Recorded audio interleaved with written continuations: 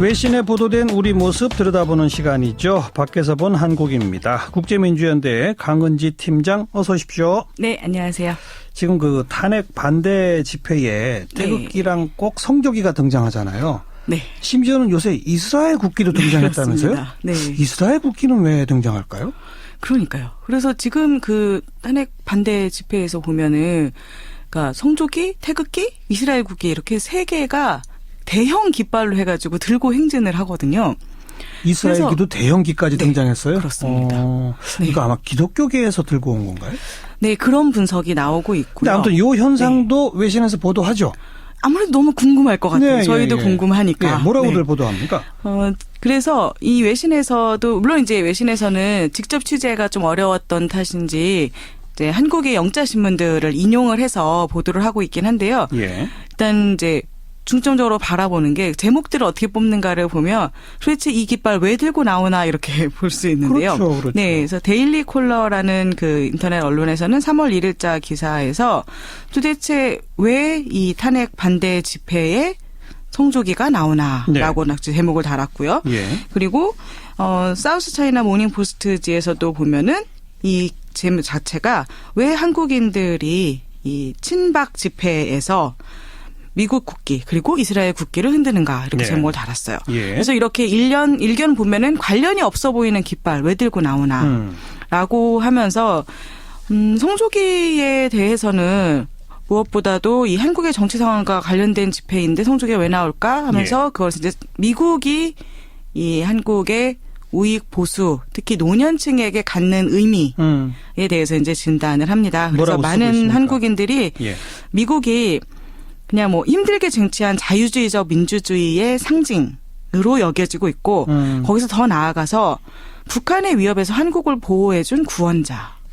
이렇게 여겨지고 있다는 우리나라 거죠. 구해준 것은 미국이다. 이거? 네, 그렇습니다. 그래서 이 이제 데일리 콜러지 같은 경우는 코리아 헤럴드에서 나왔던 인터뷰 기사를 그대로 가져다가 이제 인용을 하는데요. 그러니까 이제 여기에서 이제 한국 전쟁 중에 태어났다는 한 노인이 얘기할 때 너무 가난하고 먹을 것이 하나도 없었는데 그 어려운 시절 우리나라를 도와 민주주의를 세우고 부유하게 해준 것이 미국과 백인들이다. 라고 했던 이런 거를 소개를 하는 거죠. 그리고 한국의 보수주의자들이 이제 그 진보주의 또는 자유주의자들에 대해서 군사 행동보다 협상과 포용을 선호한다라는 이유로 친북으로 보고 있다라고 이야기를 하면서 그렇기 때문에 성조기를 들고 다니는 사람들 중 일부는 동시에 종북 척결 편말을 들고 있다. 연결되는 연결하는 거죠. 그리고 이제 한국 진보주의자들이 상대적으로 한미 동맹을 중시하지 않는다라고 이 보수 세력에서는 인식하고 있다라고 하는 건데요. 근데 이런 그 기사를 이렇게 분석을 하면서 거기에서 더 나아가서 그런데 이 사람들의 생각은 잘못된 부분이 많다. 그렇게까지 얘기를 합니다. 뭐가 잘못됐다고 시작하나요? 그래서 예를 들면 이제 그 진보주의자들이 주한미군 철수, 사드 배치 철회 요구하고 있다고 보수 세력에서는 이야기를 하고 있는데 이것은 잘못 생각하고 있는 것이다. 일부 진보주의자들이 이 주한미군 철수, 사드 배치 철회 요구하는 건 맞죠? 그렇죠. 그런데 이것이 그냥 일방적으로 정치인들, 시민들에 대해서 친북이라고 부르면서 얘기하고 있는 그 분노, 공포 이런 것들이 대부분 이제 부정확한 정보에 의거한 부분이 있다라고 이제 지적을 하는 건데요. 그러니까 북과의 대화와 협상을 지지해왔던 것은 사실인데 이 진보 세력에서 그런데 지금 예를 들면 사드 배치 문제 등과 관련해서 대표적으로 이제 문재인이 대통령이 되면은 주한미군 철수하고 북한은 제일 먼저 방문할 것이고 사드 배치 철회할 것이다라고 이 보수 집회에 참가한 사람들이 이야기를 하고 있는데 그런데 문재인은 사실상 사드 배치에 대해서 공식적으로 반대하지 않고 있다. 이렇게 이제 덧붙이는 식으로 설명을 하는 겁니다. 그래서 지금까지 공식적 입장은 차기 정부에서 재검토 여기까지죠. 그리고 북한은 제일 먼저 가겠다는 말은 했죠. 하지만 미군 철수는 반대죠. 그래서 그런 부분들에 대해서 이것들이 이제 약간 부정확한 정보들인데 그게 그냥 뭉뚱그려져서 이렇게 나오고 있다라고 지적을 하고 있고요. 근데 이제 앞에서 말씀하셨던 것처럼 도대체 성조기는 알겠는데 이런 분위기를 보면 성조기를 알겠는데 이스라엘 국기는 도대체 무슨 관계가 있나라고 할 텐데요. 여기에 대해서 이제 그 사우스 차이나 모닝 포스트에서 나온 기사의 분석에 따르면 신실한 기독교인이라고 스스로를 칭하는 사람들이 자신들의 신앙을 상징한다는 의미로 나무 십자가와 이스라엘 국기를 들고 나온다라는 거죠. 예. 그런데 물론 이제 여기에 대해서 비판하는 입장, 당연히 이런 모습이 미국과 이스라엘에 대해서는 물론 기독교에 대한 오해를 불러일으킬 뿐이다라는 비판이 있다라고 지적을 하고 있습니다. 네. 그런데 이런 상황에 대해서 지금 뭐 미국 대사관, 이스라엘 대사관은 아직 아무런 입장 표명을 하지 않고 있다고 합니다. 네. 그래요. 성조기를 들고 오시는 분들은 대부분 노년층 뭐 이런 그렇습니다. 분석도 나오죠. 네, 그래서 대부분 이제 이 보수 집회에 나오는 사람들이 대부분이 60대 이상이다. 그리고 그 중에 일부는 참전 군인 출신이다. 네. 이런 이야기들을 다 덧붙이고 있습니다. 그분들은 이 가난하고 패망 직전의 나라를 구해준 은인으로 미국을 생각하고 지금 이른바 자유주의자, 진보주의자 다 통틀어서 친북, 종북 이렇게 매도하고 뭐 이런 식의 기사로군요. 네, 그래서 일방적으로 이렇게 분류하는 모습에 대해서 좀 경각심을 불러일으켜야 된다는 느낌을 받을 수 있고요. 그래서 이 보수 집회에 대해서 보수 집회 규모에 대해서 지금 말이 많잖아요. 거기에 대한 얘기도 나옵니다. 그 보수 집회 주최 측에서는 100만 명이다, 몇백만 명이다 이렇게 얘기를 하는데 그러나 또 일부에서는 많아야 수만 명이다라고 나오고 있다. 그래서 이렇게 엇갈리고 있다. 어제는 500만 명 왔다고 주장하시던데요. 네, 그렇죠. 그래서 이런 주장들이 나오고 있다라고 전달을 하고 있습니다. 네. 그리고 그 가디언지가 쓴 사설 지금 한국 사회가 처한 위기는 기회로 삼아야 한다. 이 내용 국내 언론에 많이 보도가 됐는데 조금 충실하게 내용을 좀 전해 주시죠. 네, 지금 이 가디언지에서는요, 일단 지금 현재 상황에 대해서는 여러 가지 분석을 했는데 그 분석 내용은 우리가 많이 들었던 이야기들이에요. 그러니까 박근혜 대통령이 사실상 한편으로는 군부 독재자였던 아버지 박정희에 대한 그 노년층의 좋은 감정 이게 여전히 남아 있어서 그 덕분에 권력을 잡은 면이 있다.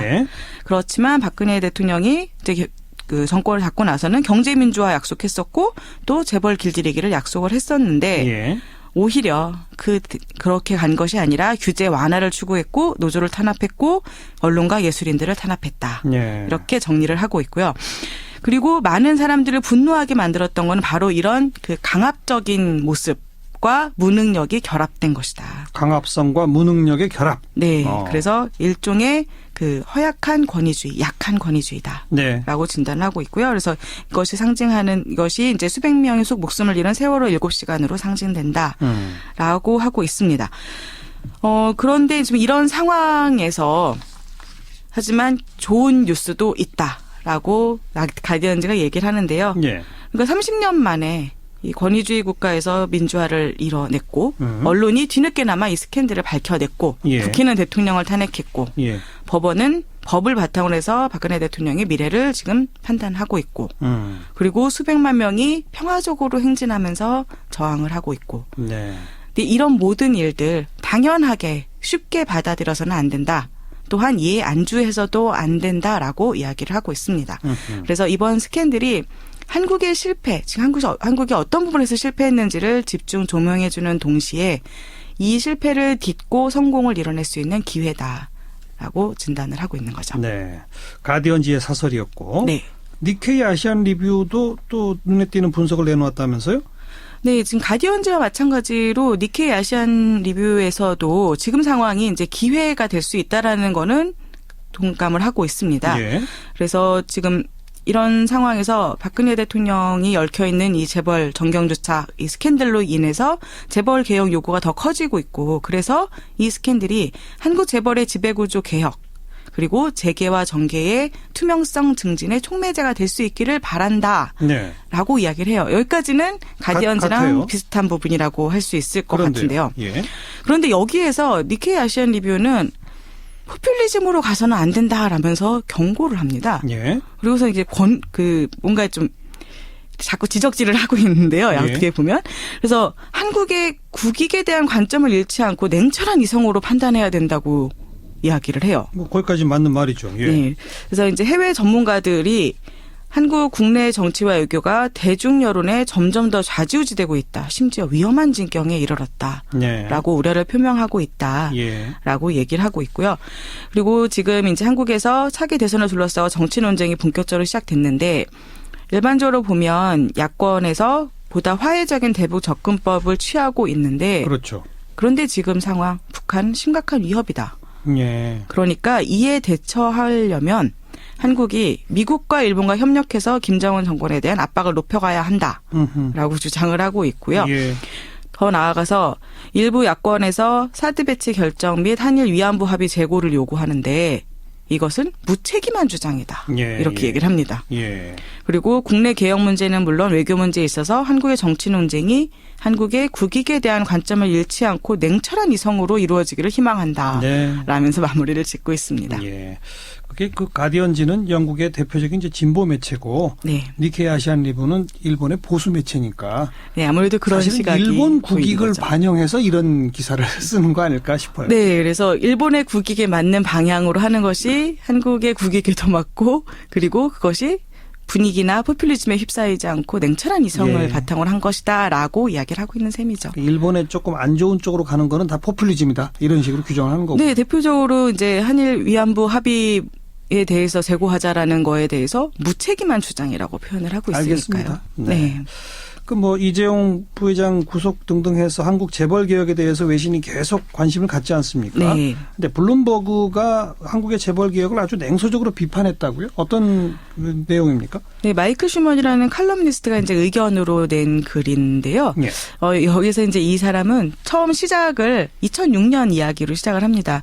이 정몽구 회장이 당시에 이제 부패 문제로 구속됐을 때, 예. 그때 이 사람이 이제 현대차 홍보실에 일하는 친구한테 전화를 걸어서 상황을 물었다고 합니다. 그랬더니요? 그랬더니 이 친구가 엄청난 패닉 상태에 있었다는 거예요. 그러면서 지금 현대차의 운전석에 정몽구 회장이 없으면 현대차는 표류할 거다 이렇게 얘기를 했다는 거죠. 예. 근데 그때만 해도 이 사람은 그 말을 그냥 이런 식으로 위기를 이야기해서 정부에서부터 좋은 선처를 얻어내기 위한 이런 전략이겠구나 예. 하고 생각을 했다는 거예요. 예. 그래서 뭐 전략이라고 한다면 전략은 성공했다. 정몽구 회장 2년 뒤에 사면됐으니까 예. 성공한 것이다. 예. 라고 했는데 지금까지 한 20년 동안 한국 재벌을 지켜봐온 결과 그 말이 진실이었구나. 정말 사실을 얘기한 거였구나라는 걸 이제 깨닫게 됐다는 거예요. 네. 그래서 지금 한국에서 재벌이 많은 비판에 직면해 있고 개혁 요구가 높아지고 있긴 한데 하지만 이 경영진, 투자자 그리고 기타 이해관계자들을 엮고 있는 문화 자체가 바뀌지 않으면 재벌은 또 살아남을 것이다. 라고 이야기를 합니다. 문화를 뭐라고 규정하는 거예요? 네. 그래서 여기에서는요. 이제 한국의 재벌이 이제 다른 나라에서라면 벌써 이미 무너져 버렸어요. 기업이 이미 문 닫아야 됐을 만한 그런 압박들을 다 버텨왔다는 거죠. 예. 그래서 한국 주주들은 경영진에 문제 제기하는 일이 거의 없고 또 재벌 2세들이 어떤 그 짓을 하더라도 어떤 행동을 하더라도 거기에 대해서 대중이 아무리 분노하더라도 승계 구도도 막지 못했고 총수 일가의 경영권 장악에 어떤 실질적인 영향도 미치지 못했고. 그랬죠. 네. 그리고 나면 대통령은 재벌 총수 사면하고 예. 아무 일도 없었다는 것처럼 원래의 자리로 복귀하고. 예. 물론 이제 이러한 이유 중에 하나가 한편으로는 그만큼 재벌이 한국 경제에 미치는 영향력이 크기 때문이다. 일반적인 분석이죠. 예. 근데 이러한 것 때문에 나타나는 정치적 의지 결여만으로는 재벌이 어떻게 이렇게 영속할 수 있는가에 대해서는 전부 설명이 안 된다. 그래서 결국 문화의 한 부분을 짚을 수밖에 없는데 이 필자는 이제 이렇게 얘기를 해요. 경제 문제를 자꾸 문화적 요소를 들어서 설명하는 걸 자기는 계속 반대해 왔다는 거죠. 그런데 여기는 그럴 수밖에 없다. 네. 예. 그래서 그것을 이제 유교 문화에서 찾고 있어요. 유교 문화? 네. 유교 철학의 기본이 권력에 대한 충성을 강조한다라는 네. 건데 네. 그래서 한국 사회에서 예전에 그 황제, 왕에 대한 충성이 재벌에서 총수 일가에 대한 복종으로 해석되고 있다. 그렇군요. 네.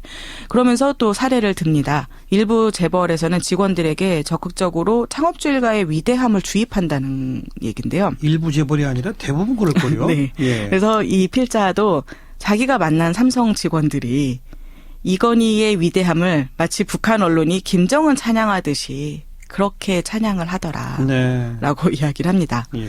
그래서 마치 제국의 지배자처럼 재벌의 총수 일가가 모든 일의 중심이고 충성의 구심점이 되는 것 같다. 네.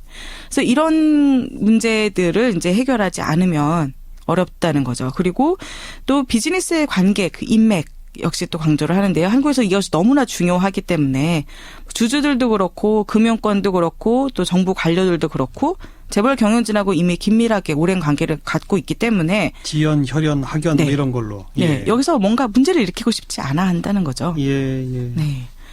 그래서 지금 뭐 이렇게 서류상으로는 재벌 개혁을 위해서 뭔가 많은 조치들을 취할 수도 있을 거고 규제 당국에서도 여러 가지 조치들을 할 수 있을 거고 입법도 만들 수는 있겠지만 그리고 지금 대중 사이에 재벌 개혁에 대한 요구가 높아지고 있는 것도 사실이지만 예. 어려울 것 같다. 그런 이 문제가 실제로 해결되려면 재벌이 실제로 사라질 수 있으려면 이 재벌을 경영하고 소유하고 자금을 대는 그 사람들이 자기네들이 사라져야 한국이 더 나아질 수 있다는 사실을 인정하지 않는 한 네. 재벌은 사라지지 않을 것이다. 이렇게 이야기를 합니다. 그 뿌리를 유교 문화, 네. 권력에 대한 그냥 맹목적 충성이라고 네. 하는 것에서 찾았다. 그렇습니다. 예.